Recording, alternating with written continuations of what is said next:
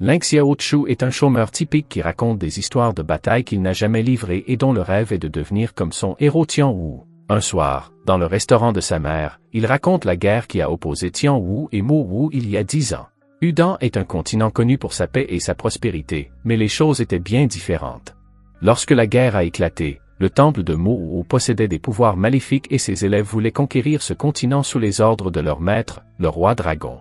Bien qu'il soit invincible, cela ne dura pas longtemps, car il fut vaincu par Feng Tianqing, qui infligea un châtiment céleste de l'âme qui bouleversa toutes les divinités et tous les fantômes, et il tua directement le roi dragon. Zifeng réprimande Ling Xiao pour avoir cru que le pauvre perdant était le successeur de Feng Tian et qu'il hériterait de son testament. Le perdant n'a aucun pouvoir magique et tout le monde dans le restaurant se met à rire, ce qui le met dans l'embarras. Même sa mère le traite comme un imbécile parce qu'il raconte toujours ses histoires idiotes. Ailleurs, une fille s'enfuit et 3 hommes la poursuivent, mais peu après, une explosion se produit. Zifeng et Ling Xiao retournent chez le jeune homme blond en emportant du bon vin. Ling Xiao exprime son souhait de rejoindre l'Académie Tian Wu et de passer le test de sélection. Apparemment, le test aura lieu au début de l'année, car les gens craignent que le roi dragon ne revienne. Une autre version de l'histoire dit que le roi maléfique n'est pas mort, mais qu'il a été enfermé. Ling Xiao lui dit de ne pas s'inquiéter, car il vaincra le roi dragon s'il revient. Zifeng lui répond qu'il n'est qu'un perdant pathétique sans aucun pouvoir magique. Irrité par les insultes de Blonchad, Ling Xiao tente de montrer ses pouvoirs magiques, mais il échoue lamentablement. C'est alors qu'il voit 4 ombres passer devant eux. Ling Xiao pense qu'il s'agit d'espions maléfiques et se met à courir pour les rattraper, laissant derrière lui un Zifeng irrité. Ling Xiao se retrouve dans la forêt où il jouait enfant et grimpe à l'arbre pour mieux voir. Il voit les 3 hommes s'enfoncer dans la forêt et, une fois qu'ils sont tombés de l'arbre, il les suit. Il les perd de vue, mais suit une piste de lucioles dans la forêt qui le mène à une belle femme qui se repose sur un rocher et qui canalise son énergie. C'est alors que les 3 hommes apparaissent et menacent la femme en lui disant que c'est fini pour elle, mais elle ne semble pas effrayer le moins du monde. Elle descend du rocher, souriante et prête à les terrasser, mais avant que le combat ne commence, Ling Xiao intervient. Le perdant s'échappe du piège tendu par la belle et finit par tester la douceur de la femme. L'idiot se lève, prêt à protéger la jeune fille sexy en détresse, mais il est incapable de canaliser la magie, sans compter qu'il n'a pas d'outil magique. Comme nous l'avions déjà deviné, il a également un faible QI, puisqu'il accuse les 3 hommes d'être des espions de Mo Wu. Alors qu'il est occupé à montrer ses mouvements magiques inexistants, une fleur démoniaque apparaît derrière lui, et la femme profite de cette distraction pour s'enfuir. Cependant, un étrange homme nommé Xu apparaît et lui dit qu'elle est en retard, mais elle l'assure qu'il n'y a pas lieu de s'inquiéter. Xu dit à la femme qu'elle doit passer le test et infiltrer l'académie. Il pense que l'académie prépare déjà le combat contre le roi dragon une fois qu'il sera réincarné. Sa tâche consiste à découvrir où se trouve le roi maléfique. Elle se déguise donc en homme pour réduire le risque d'être découverte. Il lui rappelle que leur chef, M. Darkmoon, attend des résultats et que si elle n'en obtient pas, seul le suicide par le poison l'attend. Nous voyons Ling Xiao s'échapper de la fleur du démon et les 3 hommes sont déjà morts. La fleur a finalement atteint Ling Xiao, qui gît sur le sol sans aucune chance de s'échapper. La fleur démoniaque le poignarde, mais avant que Ling Xiao ne puisse s'abandonner à cette mort pathétique, une voix l'appelle et lui demande s'il veut du pouvoir. C'est alors qu'il se réveille, les yeux rouges de sang, et qu'il rayonne d'une immense puissance qui l'aide à trancher la fleur démoniaque à main nue. Bientôt, le garçon s'évanouit et est attaqué par un démon, mais ses yeux s'ouvrent et il se réveille de son cauchemar. Sa mère l'accueille avec un sourire, mais soudain, sa poêle à frire manque de le tuer. Elle le gronde parce qu'il s'est perdu toute la nuit et qu'on l'a retrouvé endormi dans les bois. Elle lui dit de se préparer car elle a un rendez-vous à l'aveugle tout à l'heure. En entendant cela, il devient fou de rage et se précipite vers elle pour lui dire qu'il va passer l'examen. La mère et le fils se disputent jusqu'à ce qu'elle le menace et l'attache la tête en bas au milieu du restaurant. Après le départ de Karen, un homme déguisé en femme entre et commence à harceler Ling Xiao. Zifeng assiste à cette scène terrifiante et Ling Xiao ne tarde pas à comprendre que le blondinet est derrière tout cela. Il se précipite à l'examen de l'académie, mais Ling Xiao finit par tomber sur Lan Ruobing, la belle femme de la forêt, qui s'est déguisée en homme.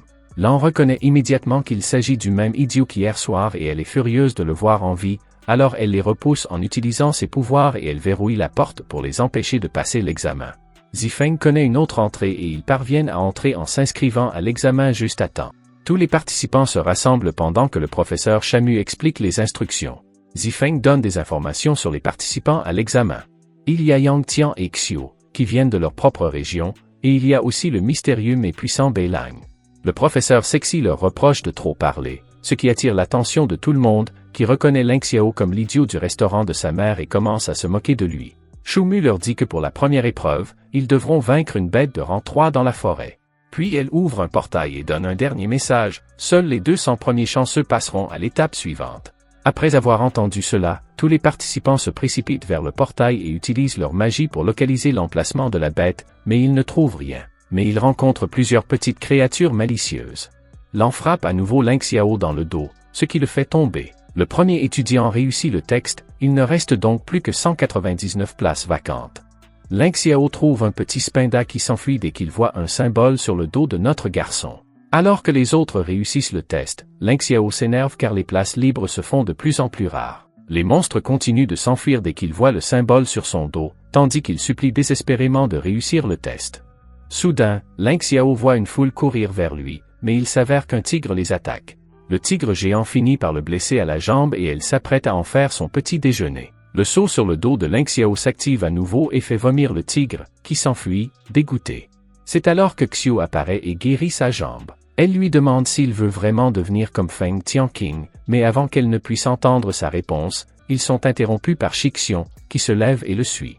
Le présentateur informe les participants qu'il ne reste plus que 9 places et que Ling Xiao, stupide et trop sûr de lui, n'a même pas vaincu une seule créature pathétique. Curieusement, il a une idée et décide de suivre le tigre, qu'il parvient à capturer et à attacher. Alors qu'il traîne le tigre vers le portail, l'en profite de l'occasion pour utiliser l'un de ses sorts. Au moment où Sha-mu ordonne la fermeture du portail, Ling Xiao se précipite, mais se rend compte qu'il tient un petit Digimon à la place du tigre. Sha-mu se rend compte que le Digimon est sous l'emprise d'un sort et décide de laisser passer Ling Xiao, ce qui contrarie les participants qui trouvent cela injuste. Sha-mu se méfie des participants car elle pense qu'il y a un espion caché parmi eux. Elle ouvre un autre portail et ordonne à tout le monde de la suivre car c'est l'heure du prochain examen.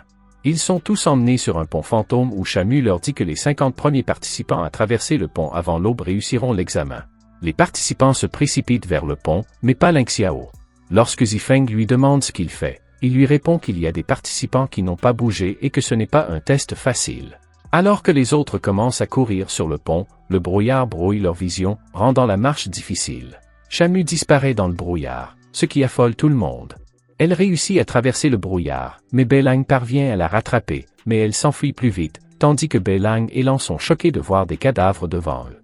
Il s'avère qu'il y a sur ce pont des insectes démoniaques qui se nourrissent d'énergie spirituelle et réagissent au bruit des pas. Beilang décide donc de sauter sur la corde du pont pour éviter les insectes démoniaques, mais l'en voit une occasion de les utiliser pour empêcher Ling Xiao d'avancer.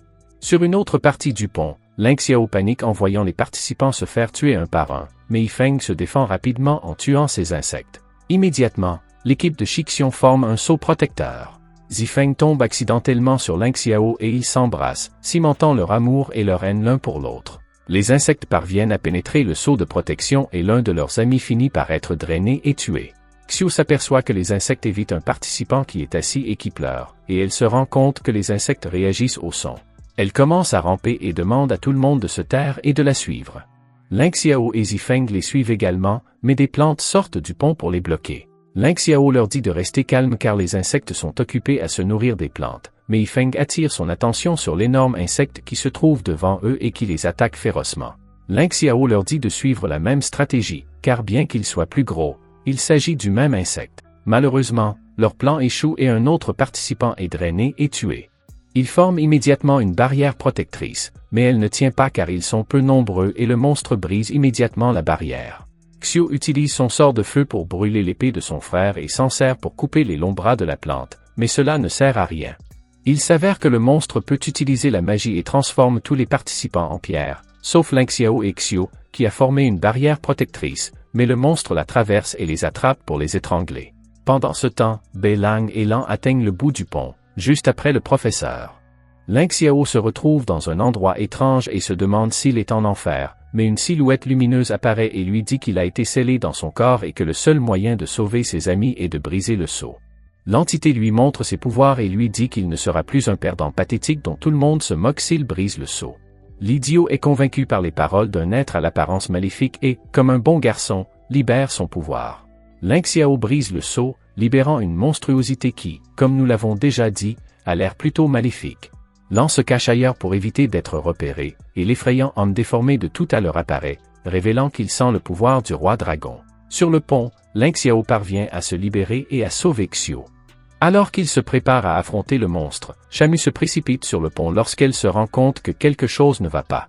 Après avoir vaincu le monstre, le roi dragon absorbe la perle spirituelle pour retrouver son pouvoir. Il est déçu par la faiblesse du corps de Lin Xiao. Le démon se rend compte que Xiu s'est enfin réveillé et la soulève, l'étouffant en plein vol.